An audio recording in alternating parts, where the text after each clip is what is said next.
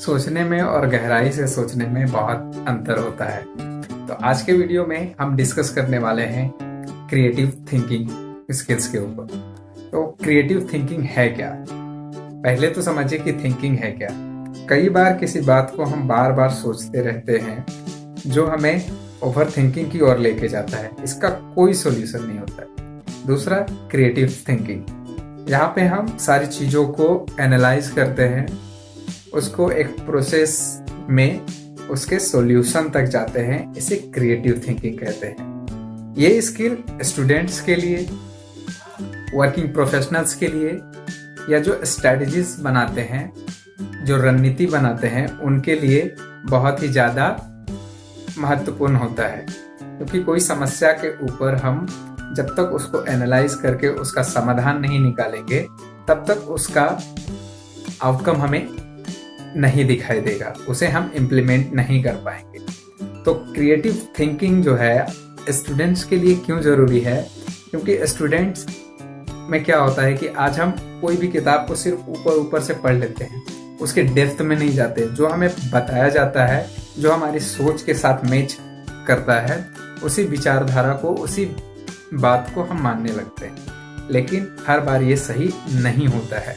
तो creative thinking करने से आपको चीज़ों की गहराई समझ में आती है और चीज़ों की सच्चाई भी समझ में आती है। तो इससे कोई भी स्टूडेंट्स ट्रैप में नहीं फंसता है। वो अपना दिमाग इस्तेमाल करता है, चीज़ों को अच्छे से एनालाइज करता है और उसके समाधान तक भी पहुंचता है। हर एक व्यक्ति के लिए बराबर लागू होता है। बहुत लोग जाने अनजाने इस प्रक्रिया को फॉलो करते हैं, कई लोग फॉलो नहीं करते हैं, जिसकी वजह से हमें ओवर थिंकिंग की समस्या होती है, सेल्फ डाउट होता है।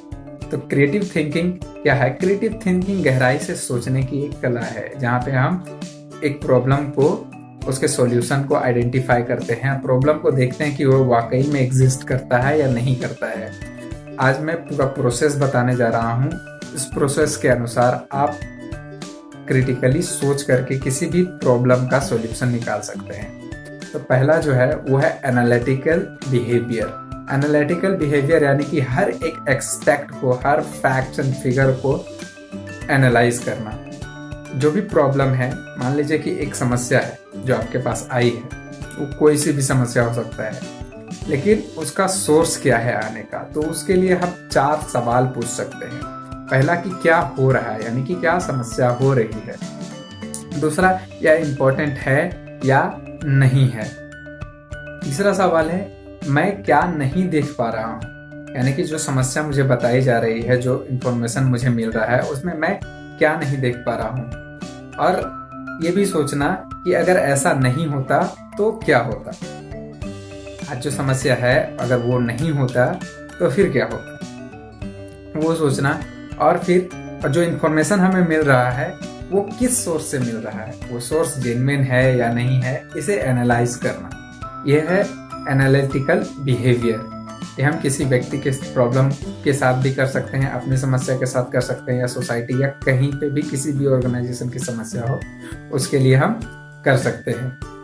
दूसरा, क्रिएटिविटी। हमें अपनी क्रिएटिविटी लगानी है उस समस्या को सॉल्व करने के लिए। वो कैसे हो सकता है कि जो समस्या हम फेस कर रहे हैं, वो समस्या बहुत सारे लोगों ने पहले भी फेस की होगी। कुछ दूसरों का अनुभव लेना, कुछ किताबें पढ़ना, वहाँ से हमें प्रॉब्लम का सॉल्यूशन मिल सकता है, वहाँ से हम सीख सकते हैं। या यूट्यूब पे बहुत सारे वीडियोस हैं, हम उसे देख करके वहाँ से हम चीज़ों को समझ सकते हैं और वहाँ से हम सॉल्यूशन निकाल सकते हैं। ये हो गया ईजीएस्ट वे कोई भी समस्या को सॉल्व करने की, क्रिएटिविटी। तो हम यहाँ पे नई नई क्रिएटिविटी दिखा सकते हैं। बहुत सारी क्रिएटिविटी में बहुत सारी चीज़ें आती है, उसे मैं किसी और वीडियो में डिस्कस करूँ। तीसरा प्रक्रिया जो आपको फॉलो करना है वो है ओपन माइंडनेस, यानी कि ओपन माइंडेड होकर के आपको चीज़ों को देखना है। कई बार क्या होता है कि हम उन्हीं चीज़ों को एक्सेप्ट करते हैं जो मेरे विचार से मेल खाता है या जो मुझे अच्छा लगता है। तो यहाँ पे क्रिएटिव थिंकिंग के लिए हमें अपने विचार, सारी चीज़ों को जो हम पहले से मानते हैं, अपनी मान्यताओं को हटा देना होता है, चाहे वो सही हो या गलत हो। यहाँ पे हम फैक्ट, सारे एस्पेक्ट्स पे विचार करना होता है। क्या सही है, क्या गलत है, गलत के क्या तर्क हैं और सही के क्या क्या तर्क हैं, उसे एनालाइज करना और साइंटिफिकली क्या सही है, इन सारी चीज़ों को हमें देखना होता है। तो कई बार हमारे जो ईगो होता है वो भी हर्ट हो जाता है। तो हमें ओपन होकर के सॉल्यूशन के ऊपर एक्ट करना है, सोचना है। चौथा है प्रॉब्लम सॉल्विंग स्किल। चौथा बहुत ही इंपॉर्टेंट है, प्रॉब्लम सॉल्विंग स्किल। हम जब क्रिएटिव थिंकिंग कर रहे हैं, हम जब सोच रहे हैं किसी समस्या के ऊपर, तो हमें एंड में उसका सॉल्यूशन लेके आना है। हमें विचारों में उलझना नहीं है। ये जो मैं प्रोसेस आपको बता रहा हूँ वो आपको उलझने से बचाएगा, आपको एक सॉल्यूशन के लिए तैयार करेगा। तो प्रॉब्लम सॉल्विंग स्किल, यहाँ पे हमें लगाना है कि समस्या तो है लेकिन उसे सॉल्व कैसे कर सकते हैं। अलग अलग चीज़ों के ऊपर इनोवेटिव आइडियाज़ के साथ उस प्रॉब्लम को सॉल्व करने के लिए हमें यहाँ पे सॉल्यूशन निकालने हैं। तो ये 4 प्रोसेस आपको फॉलो करना है क्रिएटिव थिंकिंग के दौरान। यानी कि ये प्रोसेस हम फॉलो करते हैं तो हम ओवर थिंकिंग से बच सकते हैं, एक प्रॉब्लम को सॉल्यूशन तक लेके आ सकते हैं। तो क्या थी वो 4 चीज़ें? पहले analytical behaviour, creativity, open minded और चौथा प्रॉब्लम सॉल्विंग स्किल।